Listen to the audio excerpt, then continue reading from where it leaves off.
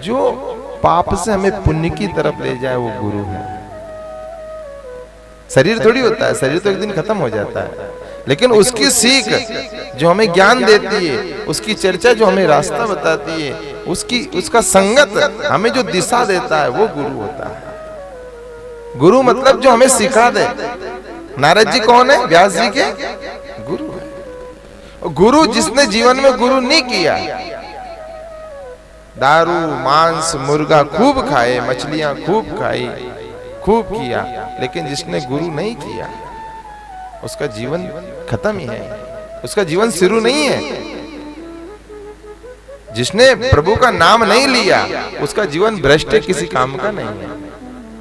इसलिए हम तो सब जगह कहते हैं यदि तुम्हारी उम्र हो गई और तुम्हारा मन मान गया हो खाने पीने से, तुम्हारी इच्छा दाब गई हो, तो अब किसी अच्छे गुरु, अच्छे ब्राह्मण, अच्छे साधु के पांव पकड़ लो, उद्धार हो जाएगा।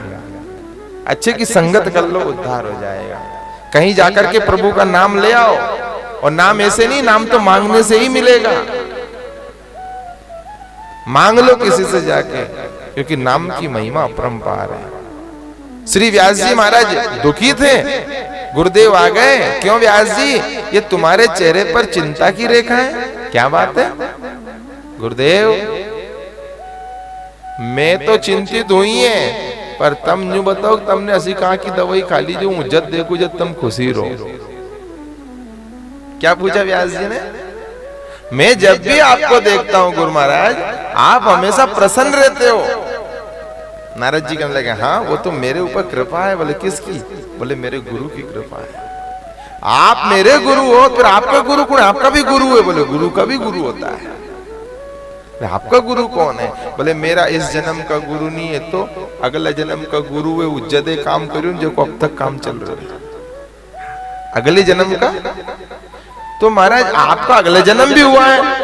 अरे व्यास जी तुम्हारा और मेरे कई जन्म हो गए, तुम्हारे और मेरे कई जन्म हो गए। मुझे याद है, तुम्हें याद नहीं है। तुम्हारे अगले जन्म में आप क्या थे, थोड़ा बताओ उसके बारे में। श्री नारद जी कहने लगे, अगले जन्म में मैं एक ब्राह्मण का पुत्र था। कौन कह रहे हैं? नारद जी। क्या था मैं ब्राह्मण पुत्र था। मेरा जन्म हुआ, मैं 6 महीने का था, पिताजी शांत हो गए। मेरी माँ मेरा पालन पोषण करती है, पटेल जी के यहाँ काम करती है, वो जो दे देते हैं उसमें हमारा खर्चा चलता है।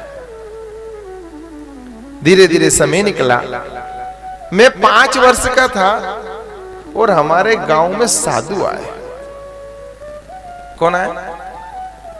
10-11 साधु जा रहे थे, अयोध्या से वृंदावन जा रहे थे। सांझ पड़ गई, साधुओं ने विचार किया आज आषाढ़ की 11 से हमें जहां सांझ पड़ जाएगी वहां 4 महीने रहना अपन है। ये गांव दिख रहा है, बहुत अच्छा गांव है, अपन चले इनसे बात कर लें। यदि ये मना करे दूसरी जगह डेरो ले चला, क्योंकि 1-2 आदमी फिर भी जी मारदा, और 1-2 आदमी 1 दिन 2 दिन जी मारदा, पर 11 आदमी कौन जी मारे? इसलिए, और फिर 4 महीने, इसलिए चले बात कर ले। साधु समझदार थे, साधु गांव में गए। सीताराम सीताराम, कहाँ है भैया पटेल जी? पटेल जी आके उनने धोख दिया। हाँ गुरु महाराज, देखो पटेल जी आज 10वीं है, आज 11 से आषाढ़ की, और जहां देव सो जाते हैं वहीं 4 महीने रहते हैं जब तक देव नहीं उठते हैं। तो आप हमारी व्यवस्था कर सकते हो क्या? अब पटेल जी तो के कतरा आदमी है, 11 है।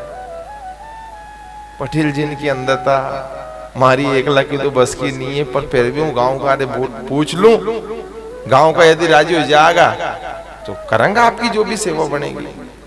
पटेल जी ने पूरा गांव में मनक भेज के बुलाओ, सबे बुलाया।